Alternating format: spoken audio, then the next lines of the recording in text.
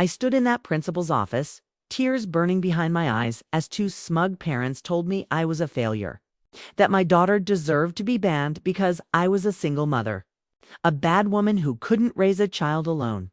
They had no idea that with one phone call, I was about to bring a man into that room who would make them regret every venomous word. If you've ever been told you're not enough, that your life choices make you a target, this story is for you. Smash that like button if you believe real family shows up when the world attacks you. And subscribe because we're about to prove that a mother's love and a true father's protection can destroy any bully. My name is Hazel. I'm 38 years old, and I've spent most of my life building walls. So high that love couldn't climb them. But pain couldn't reach me either. I learned early that men were liabilities. My biological father, Christopher, was my first teacher. I was 13 when I found my mother, Clara, sobbing in the kitchen, holding evidence of his affair. He didn't just cheat. He abandoned us completely, vanished, left us struggling in a 2-bedroom apartment while he started fresh with someone younger, someone he deemed more worthy. My mother worked 3 jobs. I wore everything secondhand, and I learned lesson number 1. A man's love is conditional, temporary, and always comes with an expiration date. When my mother married William 3 years after my father left, I was 16 and furious. William was everything Christopher wasn't: stable, kind, wildly successful. He owned half the commercial real estate in our city. He had money, power, influence, and that terrified me. I saw him as a ticking time bomb, a polished version of the same poison that destroyed my mother once already. I didn't want his money. I didn't want his fake fatherly advice. I wanted nothing from him. So I rejected him completely, coldly. I wouldn't call him dad. I wouldn't accept gifts. When he tried to pay for college, I refused and took out loans instead. The day I turned 18, I moved out and never looked back. I met Michael when I was 23, working double shifts at a downtown cafe to pay off those college loans. I'd stubbornly taken instead of accepting William's help. Michael was 25, charming in that effortless way that should have been my first red flag. He was a graphic designer, always talking about his next big project, always one breakthrough away from success. He noticed me. That was enough.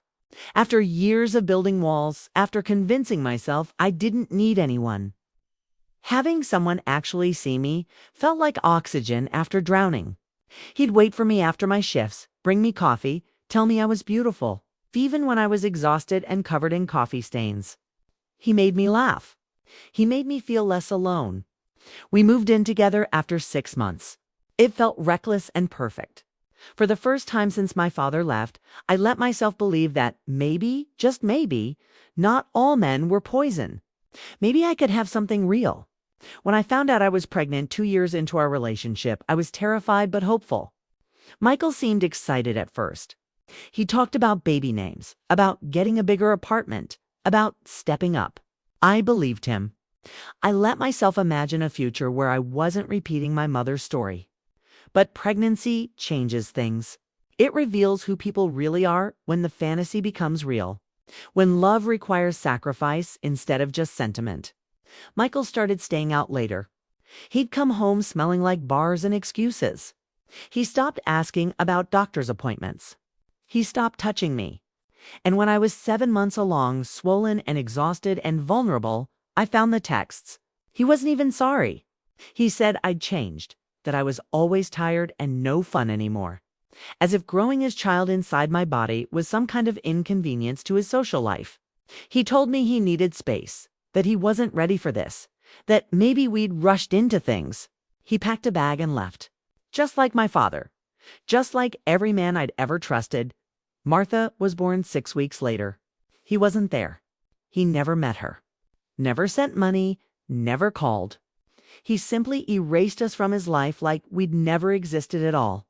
That's when lesson number 2 became carved into stone. Every man will eventually betray you. It's not a question of if, it's when. And it confirmed everything I'd believed about William. I'd been right to reject him at 16. I'd been right to refuse his help. Because this is what men do. They promise. They charm. They seem different. And then they destroy you. For the next 15 years, William kept trying. He sent checks I tore up. He called on birthdays and I let it go to voicemail. He told my mother to tell me he was proud of me. And I rolled my eyes. I was so determined to prove I didn't need a man, any man, that I locked myself away from the only one who ever tried to be there. Then came the crisis that shattered everything. My beautiful, kind 10-year-old daughter, Martha, came home crying for the 4th day in a row. The bullying had started small. Whispers, giggles, exclusion at recess. But it escalated. A girl named Amanda, the daughter of 2 of the most arrogant parents in the district, had turned Martha's life into a nightmare. Amanda didn't just push or tease. She was cruel in a way that felt calculated, learned from adults. Every single day, she would corner Martha and whisper the same venomous line. "You don't have a daddy because your mommy is a bad woman. That's why he left. That's why no one wants you." She was weaponizing my single status. She was using the deepest wound I'd spent decades hiding. And she was carving it into my daughter's heart. Martha tried to be strong. She tried to ignore it. But when Amanda destroyed Martha's art project, something my daughter had worked on for weeks, and then laughed, saying, "Fatherless girls don't deserve to win anything," Martha snapped. She pushed Amanda hard. Amanda fell and scraped her knee. The next day, I got the call. Principal James Harrison wanted to see me immediately. The air in Principal Harrison's office felt thick, suffocating. I walked in and immediately knew I was outnumbered. Amanda's parents, Mr. Andrew Denton and Mrs. Amber Denton, were already seated, dressed like they were heading to a courtroom. Andrew was a lawyer, mid-tier, but loud about it. Amber was a real estate agent who thought her commission checks made her royalty. They both looked at me like I was something they'd scraped off their shoe. Principal Harrison sat behind his desk, fingers steepled, looking uncomfortable. "M. Hazel, thank you for coming in. We have a serious situation to discuss." I tried to explain. I tried to tell them about the weeks of emotional torture Amanda had inflicted. I pulled out my phone to show the texts Martha had sent me. The ones where she begged me not to make her go to school. But before I could finish, Amber cut me off. "Enough," she said, her voice sharp and cold. "Your daughter physically assaulted mine." She pushed Amanda to the ground. "That is violence, Miss Hazel. And frankly, I'm not surprised." I blinked. "Excuse me." Amber leaned forward, her eyes gleaming with something ugly and triumphant. Children who lack structure, who don't have a stable home life, tend to act out. Amanda told us all about Martha's situation. "No, Father, just you. And clearly, you're overwhelmed. Some women just aren't equipped to raise children alone." The room started spinning. This wasn't about the push. This was a character assassination. Andrew, playing the role of reasonable lawyer, slid a piece of paper across the desk. "We're willing to let this go without involving the police or pursuing assault charges. So we absolutely could if you sign this." I looked down. It was a typed letter of apology. An admission that I had failed as a parent, that my inadequate home environment had caused Martha's aggression. That I took full responsibility for being a bad mother. "You want me to say I'm a bad mother?" My voice cracked. "We want you to take accountability," Amber said sweetly, as if she were doing me a favor. "And maybe consider some parenting classes. A male role model program, perhaps. Children need fathers, Ms. Hazel. That's just biology." Principal Harrison cleared his throat. "M. Hazel, until you sign this apology and demonstrate remorse, Martha will remain suspended. We can't allow violent students back on campus without consequences." I sat there frozen, humiliated, gutted. They weren't just punishing Martha. They were punishing me for every choice I'd ever made, for getting pregnant, for being abandoned, for surviving alone. They were saying the cruelty I endured was my fault, and now my daughter was paying the price. I left that office in a daze. I didn't sign anything. I just walked out, got in my car, and sat in the parking lot shaking. When I got home, Martha was waiting. Her face was swollen from crying. She looked up at me with those big wounded eyes and asked the question that destroyed me. "Mommy, why doesn't my daddy protect me?" I had no answer. Am I suspended because Amanda is right? Because you're a bad woman. That was the moment. The moment every wall I'd built crumbled. I realized I was failing my daughter. Not because I was single, not because I was inadequate, but because I was too proud, too scared, too damaged to ask for help from the one man who'd been offering it for 20 years. Martha needed a protector. She needed proof that Amanda's words were lies. She needed a man to stand up and show her that loyalty, protection, and love still existed. I walked into the kitchen, hands trembling, and pulled out my phone. I scrolled to a contact I hadn't called in 2 decades. William, my stepfather. I pressed the call before I could talk myself out of it. He answered on the second ring. Hazel, his voice was older. Still steady.com, like he'd been waiting for this call my entire life. I couldn't speak at first. My throat closed up, but then it all came pouring out. The bullying, the suspension, the letter, the way they'd publicly humiliated me. Called me inadequate, a bad woman who deserved to be abandoned. There was a long silence. Then William's voice came back, but it wasn't warm anymore. It was ice, pure, controlled fury. Hazel listened to me very carefully. He said, "You are my daughter. Martha is my granddaughter. Those people have made a profound miscalculation. You have not failed her.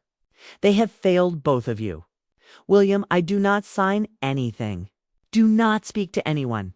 I will handle this. I don't want your money." "This isn't about money," he interrupted, his voice softening slightly. "This is about family. And you've been my family since the day I married your mother. I'm sorry I let you push me away for so long, but I'm not letting you face this alone. Not anymore." He told me to meet him at the school the next morning. 9 a.m. sharp, he'd be there. I hung up, staring at the phone, terrified and hopeful in equal measure. What had I just done? Would he actually show up? Or was this going to be one more disappointment? One more man who promised and failed. That night, I couldn't sleep. I lay awake, replaying every moment, every cruel word, every look of smug superiority on the Dentons' faces. But at 8:55 a.m., standing outside Principal Harrison's office, I saw a sleek black car pull up. The door opened and William stepped out. He looked exactly like what he was, a man with power, money, and zero tolerance for injustice. He walked over to me, placed a firm, reassuring hand on my shoulder, and gave me a single nod. For the first time in 20 years, I didn't feel alone. We walked into that office together. The Dentons were already there looking smug. Principal Harrison sat behind his desk, clearly ready to wrap this up quickly and force me to sign. But then William spoke. "Good morning, Mr. Harrison." The principal looked up and his face went white. He recognized William instantly. Everyone in this city knew who William was. He funded half the district programs. He sat on the school board's advisory committee. He was untouchable. Mr. William Harrison stammered, standing up. "I didn't realize you were— I'm Hazel's stepfather," William said calmly, sitting down across from the Dentons. "And Martha's grandfather. I understand there's been some confusion about accountability here." Amber Denton, still arrogant, smiled tightly. "We're simply asking for an apology for Martha's violent behavior, sir. Surely you understand the need for discipline." William looked at her with the kind of calm that precedes devastation. "Mrs. Denton, let me clarify something. Your daughter has spent weeks psychologically tormenting my granddaughter, using deeply personal and cruel insults about her family. When your daughter destroyed Martha's property and mocked her for being fatherless, Martha defended herself. That is not violence. That is self-preservation." Andrew Denton leaned forward. "With all due respect, Mr. William, Martha pushed our daughter and your daughter." William interrupted, his voice like steel. "Has been bullying mine repeatedly, viciously, and you too have been complicit. Spreading malicious gossip about my daughter's character, calling her inadequate, a bad woman. That, Mr. Denton, is defamation, and I don't tolerate it." The room went silent.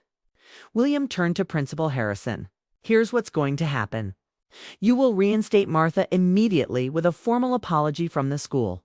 The Dentons will issue a written apology to both Hazel and Martha, and their daughter will be required to attend a bullying intervention program. If any of this is refused, I will take this matter to the school board, the local media, and my personal attorneys. Your choice. Principal Harrison looked like he might faint. Mr. William, I'm sure we can resolve this. Then resolve it now. The Dentons' faces went from smug to panicked. Andrew tried to bluster, but William silenced him with a look. 20 minutes later, I walked out of that office with a formal apology letter. Martha's reinstatement and the knowledge that the Dentons had been utterly destroyed. William didn't gloat. He just squeezed my shoulder and said, "You're a great mother, Hazel. Don't let anyone tell you otherwise." Walking out into the sunlight that day, I felt something I hadn't felt in decades. Protected, valued, loved. William didn't just win a fight.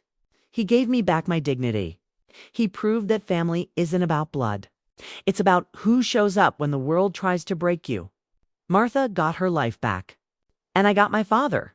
If you think William is the definition of a real father, smash that like button. If this story gave you chills, drop a comment telling me what you would have done and subscribe, because every week we bring you stories where justice isn't just served, it's delivered with precision. See you in the next one.